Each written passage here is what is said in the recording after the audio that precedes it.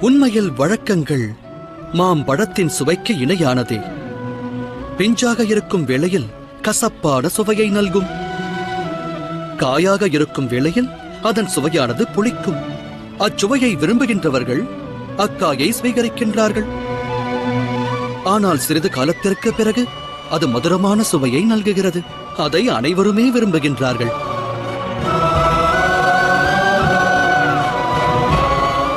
ஆனால் குறிப்பிட்ட காலத்திற்கு பிறகு அந்த கனி அழுகத் துவங்கும்.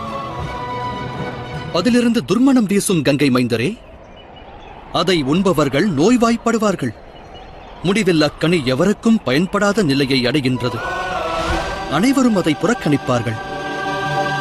நான் வழக்கத்திற்கு விரோதமானவன் அல்ல கங்கை மைந்தரே. ஆனால் குல வழக்கம் துக்கத்தை விளைவிக்குமானால், கதியற்றவனுக்கு சதி செய்யுமானால்,